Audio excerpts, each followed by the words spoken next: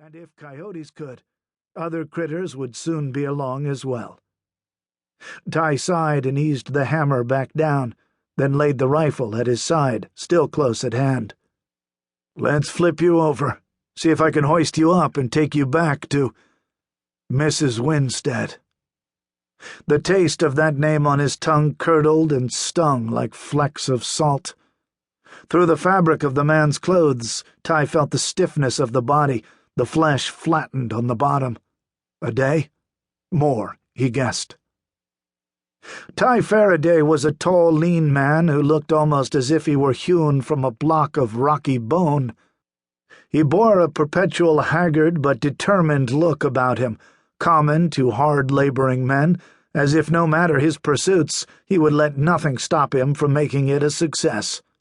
Sandy hair, cut short and trimmed neatly about the edges, could barely be seen from under his low-crown, funnel-brim fawn rancher's hat, slight sweat stains ringing the leather band.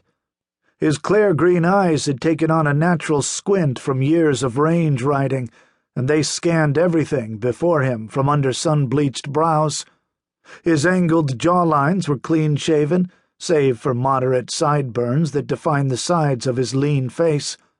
His tall, lean frame had been bedecked in worn but well-tended rancher's gear since after the war. He'd seen much death in the war, on the range, and on his own small spread, the Rocking T, which lay not far to the south.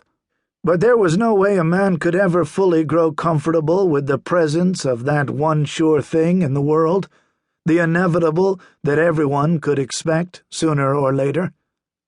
He skinned his clean-shaven lips tight to his teeth, gritting them against the grisly edge of the task. As he lifted the man, he caught movement in the husky-gray shrub brush off to his left. A fawn-gray face peered at him, a pink and black mottled tongue wagging with a panting effort. "Get out of here," barked Ty. "Get!" The cur retreated without sound, though not far. Not far at all. Good thing it wasn't a big cat. Might be one along soon, though. He had to get a move on. As he shifted his gaze back to the task at hand, he saw more of the clotted, bloodied mess the back of Winstead's head had become. Ty glanced quickly once again at the earth around the body, saw, as he had before he dismounted, that there were the hoofprints of at least one horse. They were difficult to read in the gravelled surface. Maybe Winstead had fallen. He'd never struck Ty as the sort of man to become unseated, but it could happen to the best of riders, especially if a horse got spooked by a rattler, or even its own shadow. Horses could be fickle creatures. Then again, Ty recalled that he'd rarely seen the man ride, remembering instead that Winstead often favored that fancy barouche. Ty cursed himself for stomping all over the place with his own boots. Might be he'd have discovered more footprints than just his own. As if to verify his budding suspicion that maybe Winstead met his end by means other than a horse-throwing, Ty felt with a fingertip beneath the man something crusty, close by a hole in the back of the dead neighbor's coat. A bullet hole? Well, hellfire, Alton Winstead. You and me, we never did get along in life, but I'll be darned if I ever wanted anything such as this to befall you. Ty grunted as he moved the body of the portly dead man higher onto its left side and nodded his head at what he saw.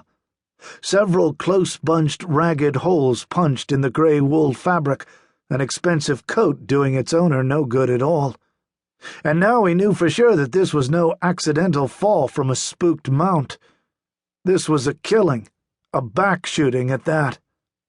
Ty shifted his weight onto his right knee, looked over the man's right side, and glanced at the swelling belly, but there didn't appear to be exit wounds. He didn't think there would be. Those holes looked to be made close in and from a small-caliber weapon, maybe a .22.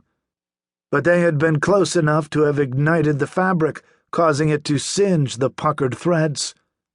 What blood had leaked out had hardened and crusted on the surface, but Ty felt the softening wetness sticking beneath his fingertips. He lowered Winstead to his accustomed spot. Then a sudden thought jerked his head upright.